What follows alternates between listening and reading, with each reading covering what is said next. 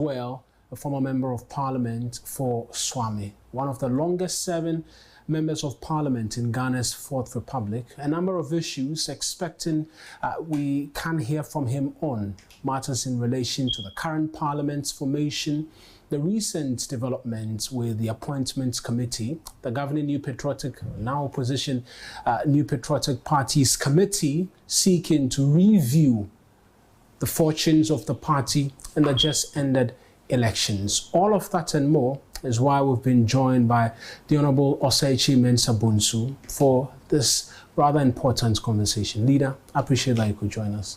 Thank you for having me. Perhaps I want to start with how life is now. You've, one of the obviously longest serving members in Parliament, decided to take a bow. What is life like now for you?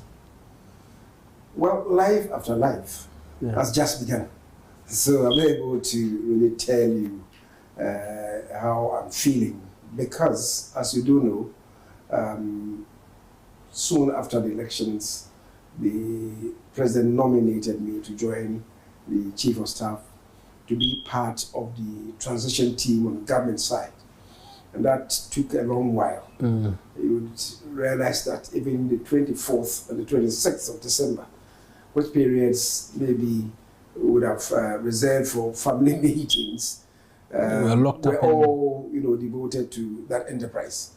As I sit with you, I even have the final version of some of the committee reports to look at and forward my views to the main committee so that we close the chapter on the transition endeavor.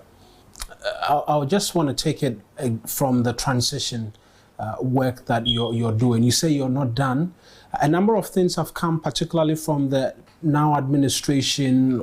Most off the top of our heads was the comments by now Energy Minister designates that your side of the transition team had not been fair, particularly on the energy sector, in procuring fuel, which could have averted a possible load shedding exercise, and it was one of the many things they were inheriting from you. Did this come up at all during any of the meetings where now you're being accused of bad faith during the transition process? Well, I didn't watch his utterance before the Appointments Committee. I'm told that he denied some of the matters that had been attributed to him. But with respect to the procurement of fuel, I recollect he and I had some discussions, in particular relating to the procurement of oil. You know, they had indicated that they were going to cancel this G4O, gold for oil. The gold for oil arrangements. And the transition meetings, I had very serious discussions with him that it would be a tragedy if they did that. If maybe people suspect that there are some irregularities in the procurement of or the contract arrangements, nothing stops them from maybe reviewing it.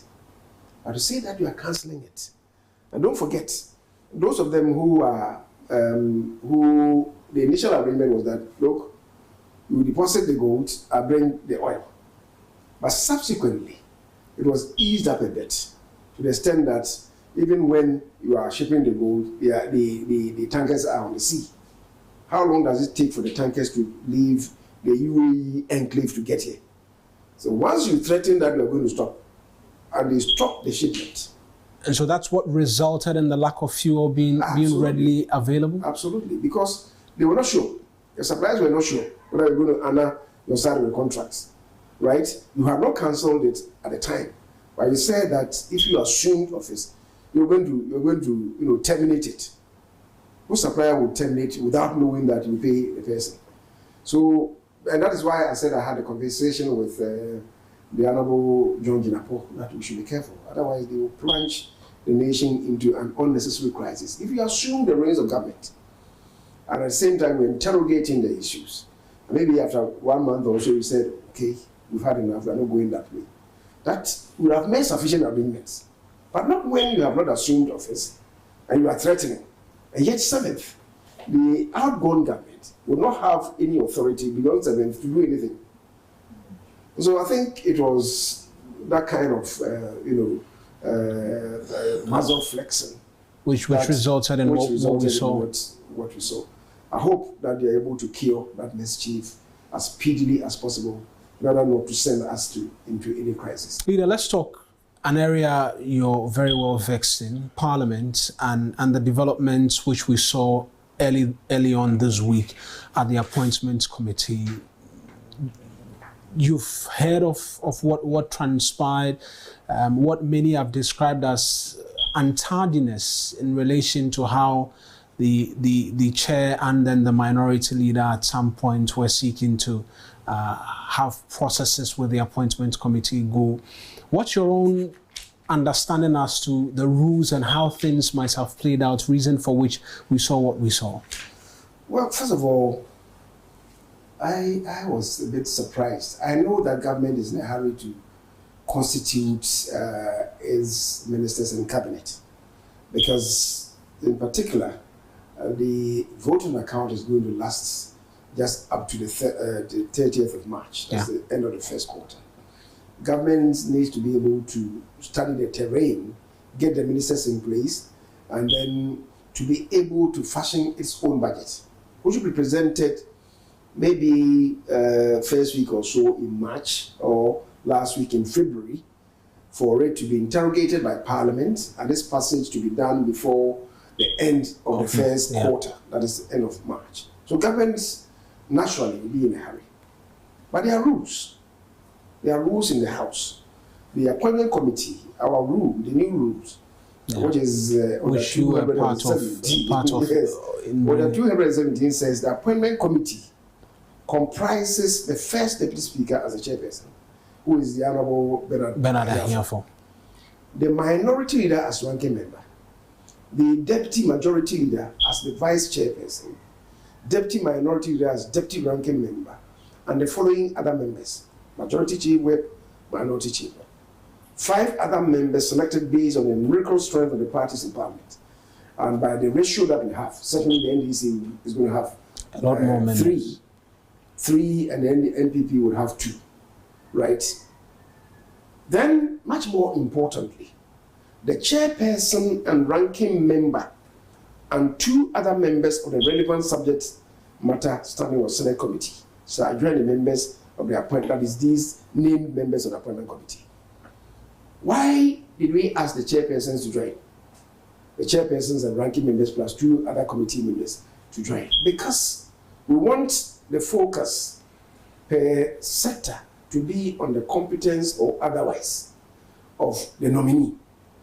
Which is why you also advertise for a period, usually 2 weeks. I didn't see that done, advertising. Right. And I thought it was most inappropriate, especially given the members who are going to, the 3 mentioned nominees. Very important sectors, actually. But they want to further pry into their own knowledge. So you had an issue with the fact that there wasn't enough time for First, they were not advertised. Advertisement. And second, the orders provide that they should be joined by these relevant committees. The committees have not been set up. And the Speaker of Parliament is the chairman of the Committee on Selection. Which is supposed to set up these committees. And the Speaker knows that these committees have not been set up. So for you, there was a lot of premises that was wrong. Those things have not been done. Those things have not been done yet. So the vetting shouldn't have taken place. In my view, no. And I thought that what ought to have been done, acknowledging that the committees have not been set up yet, would have been, once the names came, the clerks to the committees will be known, and the clerks will then do the advertisement, right, on behalf of the emerging committee, so to speak. And then within that time, the Speaker could have called, and the Speaker adjourned the meeting to some other 21st. Yeah. When we know that the committees have not been set up. And the committees are supposed to join these people to make the the appointment committee whole. So why? Why did you adjourn up to the 20-something, knowing that the committees have not been set up?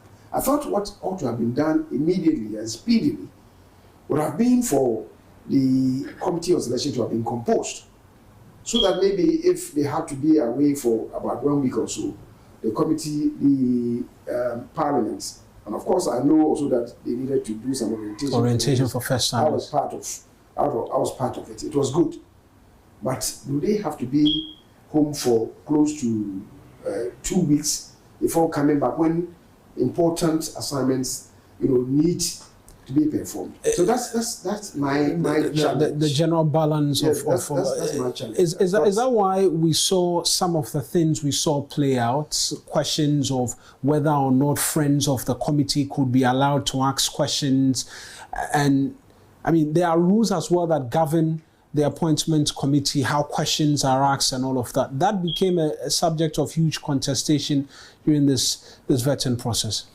I think that if the committee, at least the leadership, had an engagement ahead of time, those things would not have played out in the public.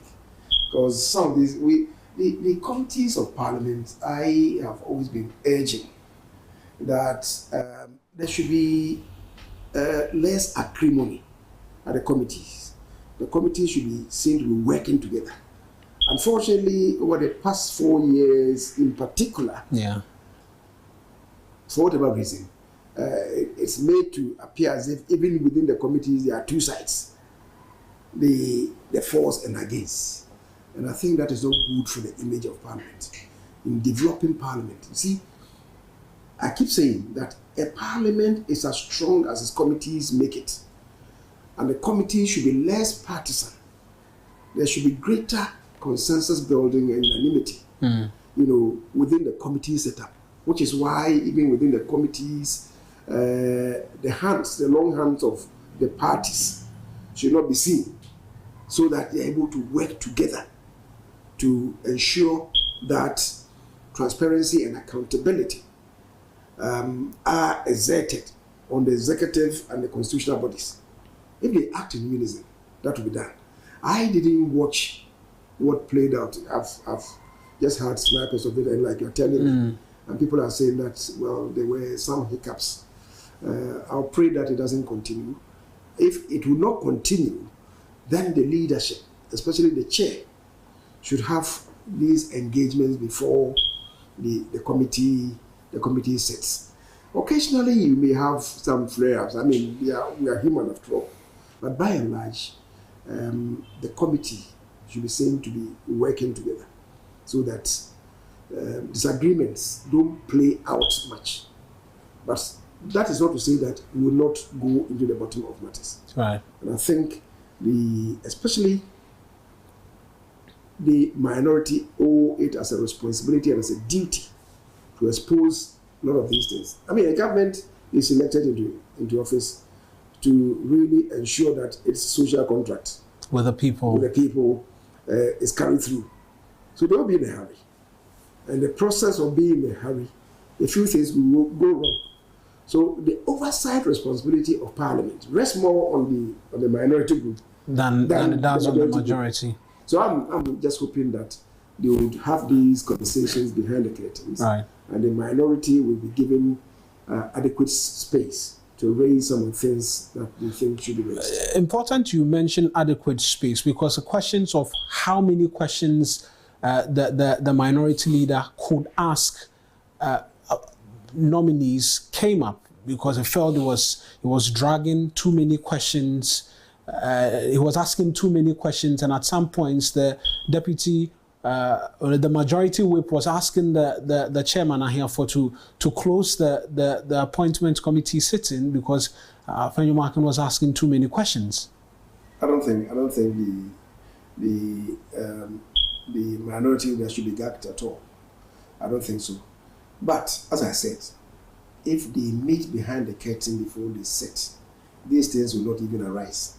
Before the next possible sitting, the minority, they've been addressing a news conference. They're actually calling out the chairman, accusing him of bias, not allowing them be able to fully asks questions. You think it's an approach that perhaps the behind-the-scenes conversations could be impeded when they are going frontal and calling out the chairman in the manner that they've done today? Well, I'm hoping that these things could be resolved, as I said, behind the curtains. But I know Bernard Ahefo.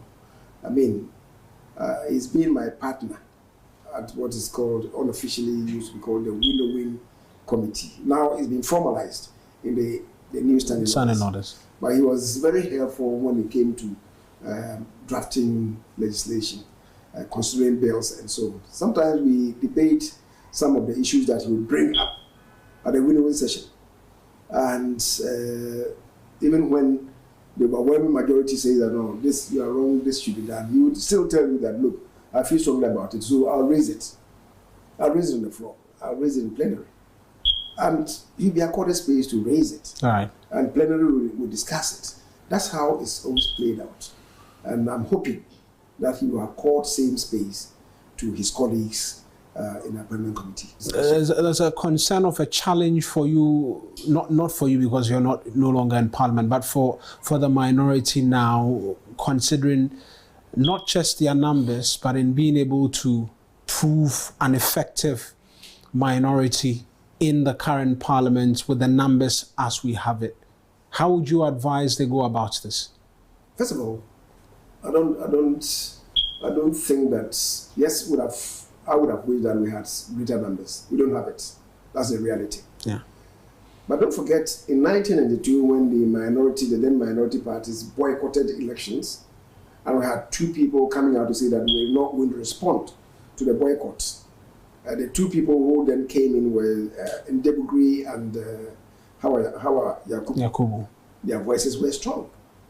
In 1993, 94, 95, their voices were really strong in Parliament. They were strong against the current, and the people of this country realized that if the parties had come to Parliament, perhaps the NDC would have had greater challenge. Enter 1997, and we all went to Parliament. When we did go to Parliament, the first time we entered in the 200-member chamber, the strength of NPP at the time was 61. The percentage is just about what we have now, the 275, 276. You don't expect any difference. It's about 30-31% that we had. 4 years on, we were able to increase our numbers by over 60%. Points that current minority leader continues to make. We're able to increase our number thanks to the good work and the hard work that we did. And I think that if we go on the same trajectory, it should be possible for us within the next 4 years to come back to power. But a party in opposition rises on the back of the parliamentary group. There's a reason why the group, especially the leadership and the extended leadership, whoever they put in the position of ranking members and chairs of committees, should be very strong. We should put our best foot, or if you like, our best feet forward in all these committees to show strength. Not only, I'm not talking about strength in terms of the loudness of your voices or the muzzle that you display, but in terms of knowledge and the brilliance of ideas that you are able to espouse, contrasted with what may be happening. So I think that the ball is in the court of the minority. Right. We want to see how they play it. And I have no doubt that with goodwill, they'll be able to excel. Right. Let's just stay on the 9th Parliament, and you are on record to have raised concerns about attrition rates. We've seen a number of first-timers as well. That concern is still legitimate? Absolutely. Building the capacity of a member of Parliament is not a one-year matter. How do we find the balance? Because there's a concern of the issue of development within the constituencies, which is fast becoming a basis for whether or not a member of Parliament is able to stay in the House. And then we marry it with this responsibility of being able to properly deliver in the House in terms of legislation, contributing to debate and all. How do we balance it up? Because that seems to be a serious challenge. First, we should all understand that the Member of Parliament is not the agent of development in the constituency. But leader, they continue to promise it when they go to the constituency. Because of ignorance. And especially those of them who are coming the first time. There's a Member of Parliament in Accra, and there's somebody who wants to come and unseat him, who is at the constituency, and giving indications. Look at our roads, the man is not helping to develop the roads. The cracks in the school buildings, these school buildings are going to collapse on our children. He's not doing anything about it. The agency of development, 3 levels, the president himself, the relevant sector ministries, and the District Assembly. These are the agents of development. The MP at best can only lobby. And if development is not taking place there, who to fault? The District Assembly, the sector ministry, and the executive in general. But to lay it at the doorstep of the Member of Parliament really is most unfortunate. But I agree with you that people who want to come to Parliament will be talking to these issues. Tell me, how many people who, in their quest to come to Parliament, go and rent gradients and so on and start developing roads, sinking boreholes, their own resources? Yeah. When they come to Parliament, go back and do the same thing with their personal resources. How many of them? Oh. They come to Parliament and realize that, oh, but this is not my job. And then another person jumps onto it, right?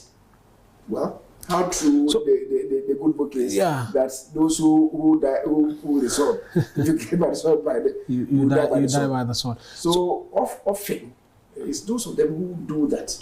It plays back to them, and the people use the same thing to also remove them. You have come to mislead or deceive us.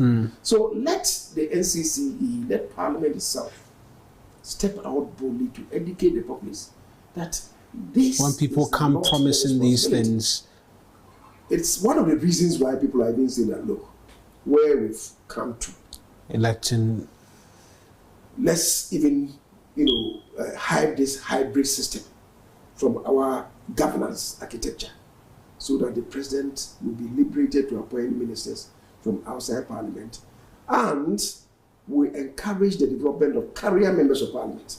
I think that is the way to go, and people then will come to know that, look, the Member of Parliament is not your development agent, and then there will be better place to question government about the spread of development.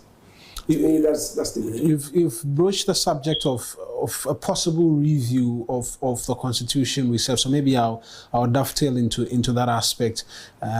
That's what you believe should be the way we hive off this hybrid system, because now, like you said, the president has to appoint a lot of his ministers from Parliament. You think we should do away with it because it has served its purpose and we should be looking forward to new things? It served its purpose, unquestionably.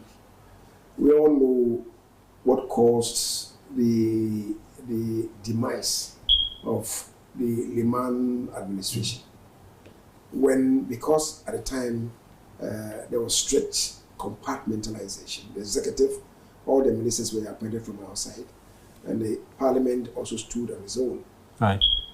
And even though Liman's PNP, the People's National Party, commanded an overwhelming majority in Parliament,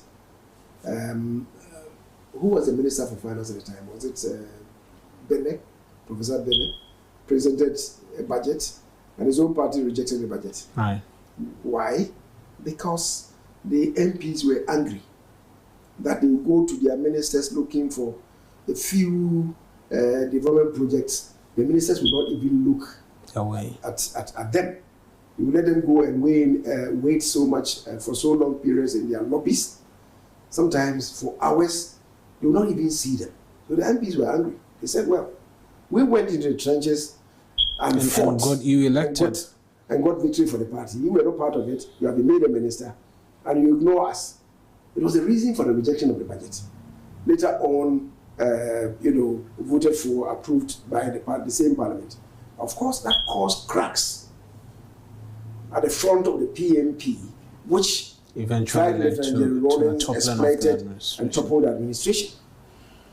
So, into the Fourth Republic, we found a way to merge, to have this hybrid hybrid system, and it stabilized the ship of state for these 32 years now entering the 33rd year. Unquestionably, it's served as good. But is it helping us, especially in our fight against corruption? Is it?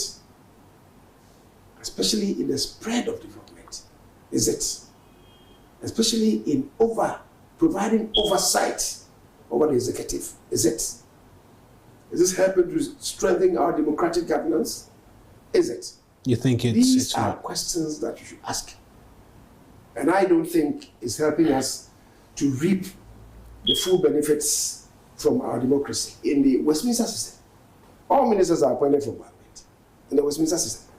But then before you rise to become a minister, we have been in Parliament for about maybe 3-4 terms, risen to, if your party is not in power, risen perhaps to become a shadow minister, right? And in their arrangement of parliamentary practice, the committees are very powerful. And nothing is hidden from the committees. So a shadow minister knows almost everything that there is to know in that sector.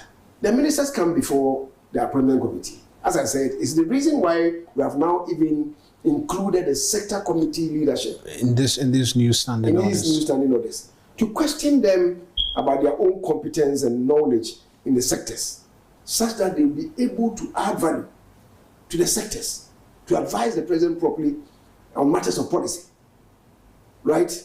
But given what we are experiencing, many people go before the appointment committee in our system, and you ask the person the most rudimentary of questions pertaining to the sector, and he tells you that, oh, when he gets there, you acclimatize. I will learn. Learn what? So having them go and wanting to learn is even a wrong starter. Absolutely. They get it wrong from the very beginning, from the very genesis. So you see, our governance, our democracy is not moving forward with the relevant speed or at the pace that we all desire, attributable to some of these things. Because some ministers, with the greatest respect, are square pegs in round holes. And it's not helping us to achieve the full benefits of democracy. The democratic dividends are not inuring to us the way that we think we should be reaping those benefits, which is why I think that I go along with the prescription being offered by the consultative committee, for instance, that went into the review of the Constitution. Yeah. And they're prescribing that, the time has come for us to decouple ministerial appointments from Parliament. And if the president appoints a member of Parliament as a minister and the person accepts it, that person there should be a vacancy in that regard for fresh elections to be conducted. And I will tell you, when we get there, people who go to Parliament would want to be career members of Parliament. And if we have career members of Parliament, it will really help us to grow our democracy. On the subject matter of the reforms in the reviews we're expecting, you undertook some work tasked by former President Nana Addo Dankwa Akufo-Addo.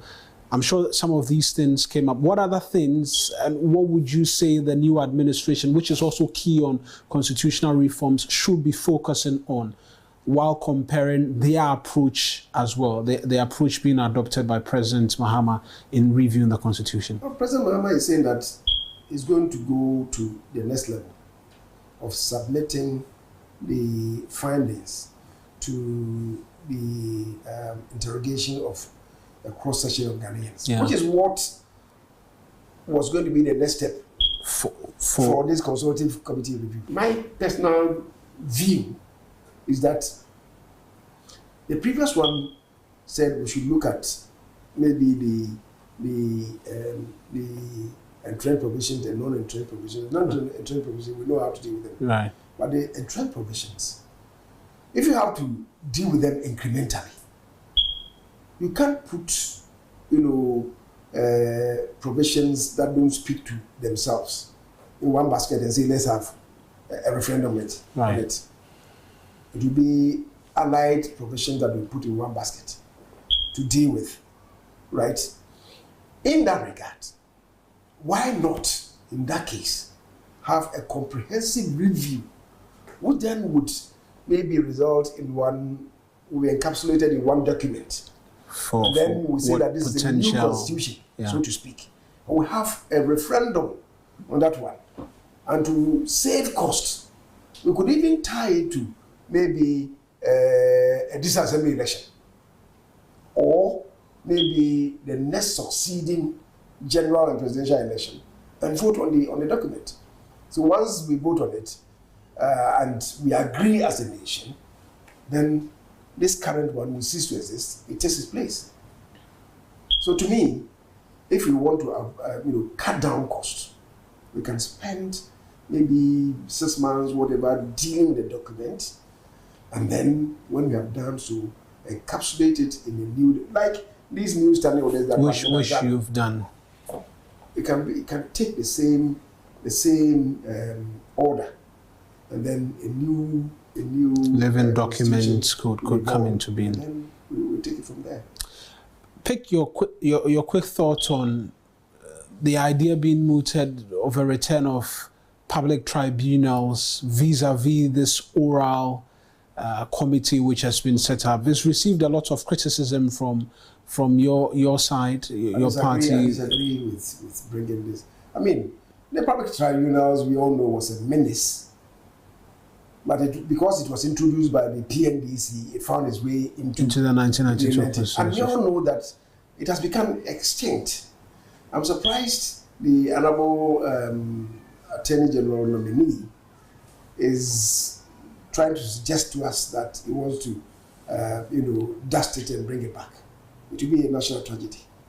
And I think that the previous administration, the previous constitutional review, said we should do away with it. The Constitutional Committee, everybody was talking against it, that no, we should purge the constitution of that. And then a lone voice coming to say that we should bring it back. I don't know what purpose is going to serve. And so I think that we should move away from it. As for the oral and there are those who are drawing linkages between a possible return of the tribunal and the work that this committee is to be doing. Do you see the linkage there as well? What work? I mean, the I disagree. oral... You say, what is oral? What is it? Say they are gathering evidence of loot. Of loot. First of all, if you are saying that you want to restore public confidence all looted assets and so on, you are writing letters to people to return this and do this and so on. What does that mean?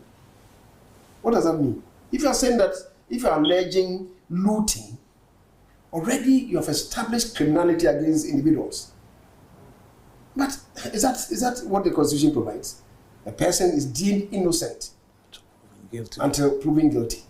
You are saying that the person has looted. You are going for, you are asking him to return. You write a letter to the person. What authority do you have to do that? What's your own authority to do that? You are shredding the image of the person, right? And yet you have not established through any due process the fact that the person has engaged in any criminality. Because there's a new regime. There's no coup in Ghana. We are not in a coup regime. Everything, we should resort to due process. A person has the right to own his property. Right. If you think that he used unauthorized means to acquire the property, let's resort to due process, right, and retrieve it for the state. But you don't take this in your own hands to say that, at the very outset, they've been visiting sites. You have established criminality, and the person has looted even before the person is properly investigated and tried. What kind of system is that? They've been visiting states, sites, lands, and all that. I was coming from Kumasi today, and I heard for national security to who station have constituted themselves into, one of them a journalist, another person, a former, hand engaged by the previous administration, and the two of them have come together and they are saying that, oh, we've written letters to these people to return this and return this. If you don't, we come there. Now, listening to them, no, but come and say, oh, you better be wow.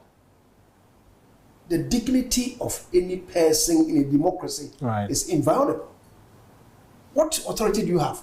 Say, office will be a family. But say, maybe be wow. I'm coming to beat you. I'm coming to lash you. What is Ghana degenerating into? And I think that the president should speak to these things. I think the president, as a president, should stand his authority. That we are not in the animal kingdom. Let us respect due process. If you have any suspicion, draw the attention of the appropriate authority. Let investigation be conducted.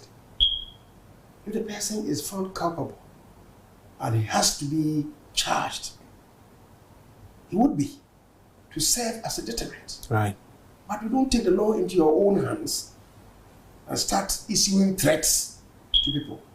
I think it's going to dent the image of Ghana in the international community. We should be careful. Let's talk 2020 elections, the defeat of the NPP. A committee has been set up. You've disclosed to us you're playing certain roles in the Ashanti region as well. There are those who are saying they have issues even with the membership of the committee to start off with, which is being chaired by Professor Michael Onokwe. I don't know what your understanding of the work which is currently being undertaken is. Well, we have been sent crashing. I mean, the defeat is so devastating, and we are all concerned. If you ask anybody from the top of the person's head, will be able to tell you a lot. But that may not be scientific enough. Right. I remember some people when it happened, some people were urging that the leadership of the party be dissolved immediately. Be forced to exit or step aside. And I disagreed. Because it was like putting the cart before the horse. We have gone into a battle. We have lost. Let's interrogate the factors that led to our defeat. This rather devastating defeat that we have suffered. And once we do the proper interrogation, it will lead us to finding the antidote. Right. It will lead us perhaps to even a restructuring of the party in order to be able to reposition us to retake power.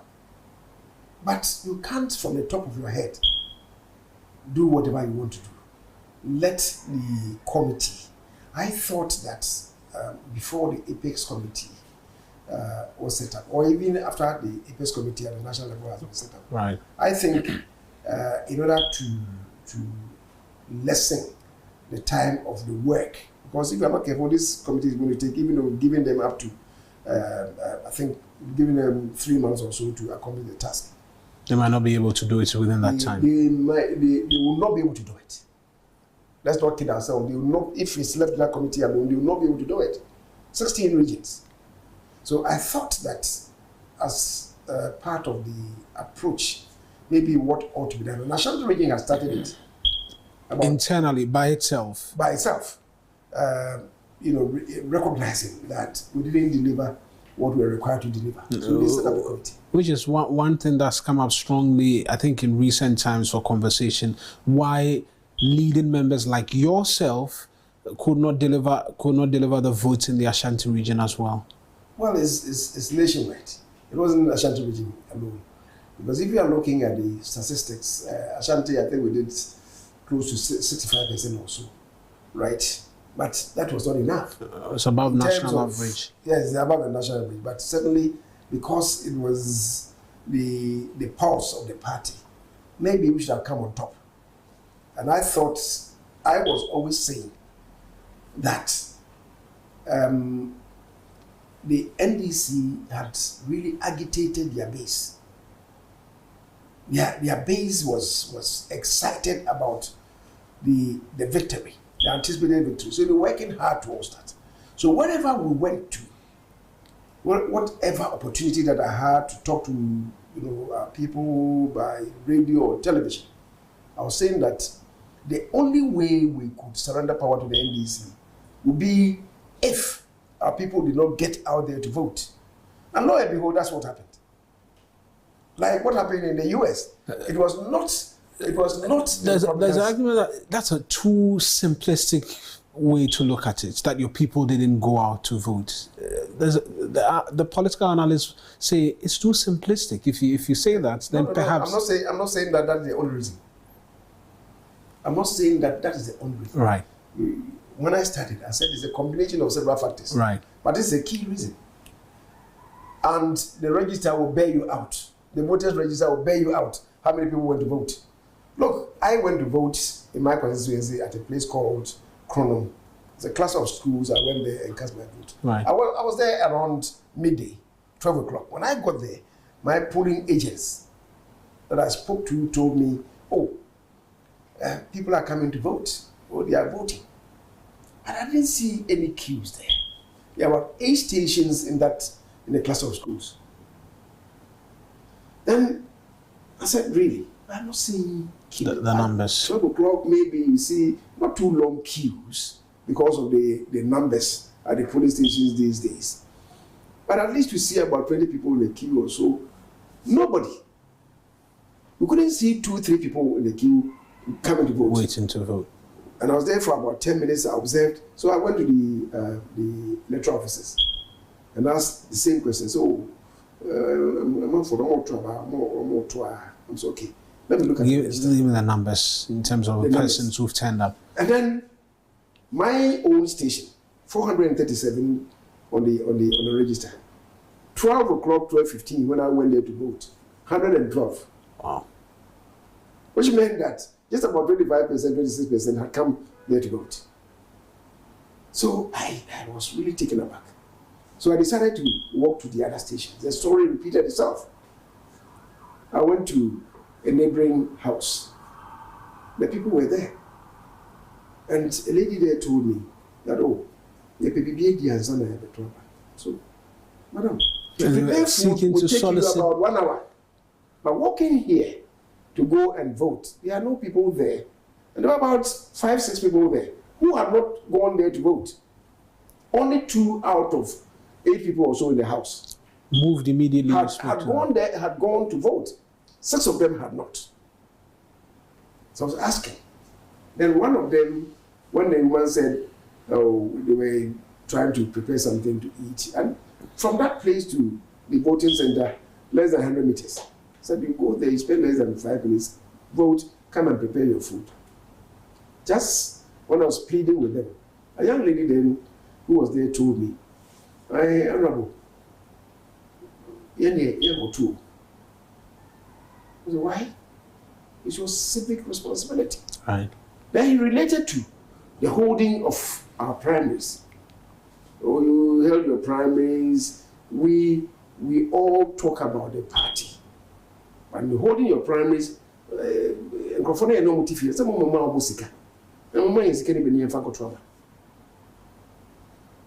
was scared.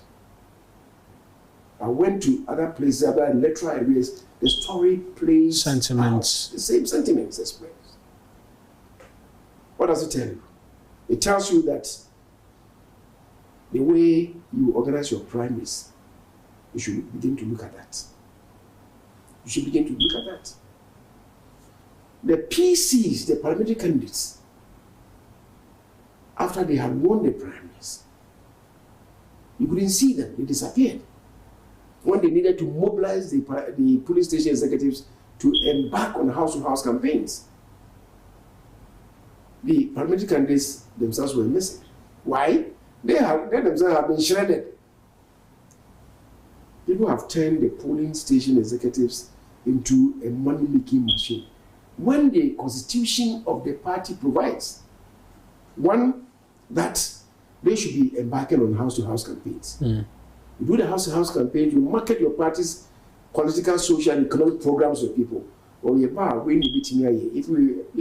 the opportunity, we're going to build on what the Kufuor has done, we're going to do this, we're going to do that. I'll tell you that if you go to the constituencies and you ask the polling station executives, 4 years, whether they did that, I'm not sure you have even 2% or even 1% of the polling station executives who over the 4 years would have done so or attempted to do so. You don't do that. The Constitution provides that when, in the fullness of time, where elections have to be conducted, there will be delegates. Most of them are interested in just being delegates. Not doing what it is. You see, in going to an election, you should know the strength of the party on the ground. It is when you do the house-to-house campaigns that you know that in this house, it's not good. DN 17, there are maybe 20 people in this house who are voters. Of the 20, we have these 17 people who are MPP people. That establishes the base. You go there again, maybe after 2-3 months, you are talking to them. The person, one out of 3 who were not MPP people, who were undecided. I've reflected on that. I'm prepared to join your party. You register him. So you know, in going to the election, you should know your base, your support base. And you don't think you didn't know that. We didn't know that. That is why we must also look at the structures. The constituency, the polling station executives are supposed to feed the constituency party with what they are doing, the support base, the increase or decrease. And then the constituencies are also supposed to feed the regional parties. And regional feeds national. And regional feeds national. That chain does not exist. So we should do serious introspection. But I'm saying that it will be born out of this work which is being done, which you don't think will be done in 3 months. So I'm saying that if the approach is what Ashanti has already started doing from the APES committee at the national level, is to charge the regions to also do the same, then when they go there, they will only be authenticating reports from the regions. And then maybe they may decide, we have the report. We want to go to maybe 2-3 constituencies in the region to see for ourselves. It will lessen what work they have to do. In which case, the 3-month period, they'll be able to deliver. If they don't do that and they want to visit every one of the 16 constituencies, it will be Herculean. And I bet you, 6 months after, they will not have done much. I would suggest that if we went this way, it will really help us to really get to the bottom. Right. Let's try and round up the conversation, still on the party and in relation to what you've told us. It suggests there's a need for a certain level of reform with the party's constitution and the structures as well. There are those who make the argument also about the leadership of the party and the fact that it's essentially been in the hands of one individual over the last 16 years, which is the former president until this election. There are those who make the argument that that should be reviewed as well, handing back the party and its structures to the leadership of the party to oversee the running of the party. Perhaps maybe some of these things which you raise could have been dealt with. First of all, I don't want to prejudge. These things, if there should be any reform, the type of reform, the nature of the reform, will be born out of the investigation that is going to be conducted. Right. We don't put the cart before the horse. We don't prejudice whatever the outcome is going to be. Let's leave it to the committee. But you've suggested there's a need for the structures to be looked at. I'm saying that it will be born out of it. And I'm saying that these things are being on the cards. Is that where we want to go? There are some people who even also suggest that, look, yesterday I saw a young lady speak to the delegate system. I said the delegate system really is hurting the party. Needs to go. And it's taking us on a very slippery ground. We need to overhaul it. That was from the young lady. She made a lot of sense. So as far as she is concerned, even though she so much critiqued the delegate system, he said, really, I'm not calling for its abolition, but I'm saying that we should reform it drastically. How do we do it? There are some who would say that let's go further downstream. to get all card-bearing members to participate in the election of maybe the MPs and so on, the presidential candidate, like obtains in the US. There are some who would say that, no, we cannot afford that. So let's reform what is here. Or maybe increase the numbers of the polling stations. That is also coming from some people. But I'm saying that, let it come from the work which is currently being done. And if people feel strongly, if they go down there, right, people will tell them what it is. My question is, when all of this is done, based on the recommendations which could go against the current leadership, is there that confidence that it will be implemented to the letter? I want to believe that we'll have the courage. We'll know what recommendation that would ensue if it has to lead to the restructuring of the party. So be it. I believe in that. Right. But I can't voice my own opinion on them, especially if it is not backed by the findings of the committee, of the committees, I should say. Right. So let the committees go into their various endeavors. Let them submit their reports. Let the reports be collated and composited. They will see the way forward. Final thoughts I'm picking from you on the Mahama administration. First week in office, a few appointments made. There are those who make the argument that a full list of the cabinet should have been out the first time it came to Parliament. What would be your assessment of this administration, first week in office? Well, he himself imposed that obligation on him when he said that within 14 days he was going to have is the full complement of his ministers submitted. We are not there yet. I think Tuesday will be 2 weeks. Yeah. And so let's look at what happens. That's number one. The second thing is, so you see, you must take ourselves seriously when we are talking to the populace. The second thing is, he's saying that he's going to ensure that the ministers don't scale over 60. That's going to appoint not more than 60 ministers, including deputy ministers. Now, the list that he has submitted, 23 ministries, assuming he has one deputy for each of the ministries, it takes the number to 46. And he says that he's going to have about 2 ministers of state. So that number then will be 48. 48 thereabout. Plus 16 regional ministers. What does it take the number 2? It could be. So already you are exceeding the 60 that you've spoken about. Perhaps. And yet 8 years you have reflected on this. You've gone everywhere, telling Ghanaians that I'm going to do this. Of course, they're not there yet. Who knows? Maybe the 23 ministries, you may not have deputies for all of them. So let's see how it pans out. Some worries when he instructed the NDC members of Parliament to vote for Bakpeng as the next speaker. I mean, you found that troubling as well. Absolutely. You want to put Parliament under the armpit of the president? I mean, realistically, any president whose party dominates Parliament and who has a social contract with Ghanaians, we want to see that the path is eased for him in the implementation of his policies and programs through Parliament. So any president will be concerned. He will be interested in who becomes the speaker. But these are whispers. They are whistles. And it should not be openly. It should not be open. And then you formalize it by writing to them that I'm mandating you, I'm charging you to do this. What's the implication? Rubber stamp Parliament? Absolutely. And that is dangerous for our democracy. And John has been a member of Parliament for a very long time. He's been a vice president, he's been a president. But he knows that this is a no-go area. So I'm surprised that he did what he did. I thought it was most unfortunate. But these are early days. And so let's see whatever comes out again.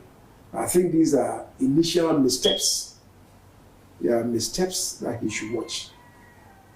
There are missteps that he should watch. If he himself is not watching, his attention should be drawn to, because you see, if you don't curtail these things at the very initial stages, we may escalate into something else, especially when he has a very comfortable majority in Parliament. And that may be disastrous for us as a nation. Right. Leader, thank you very much for speaking. Thank you once again for having me.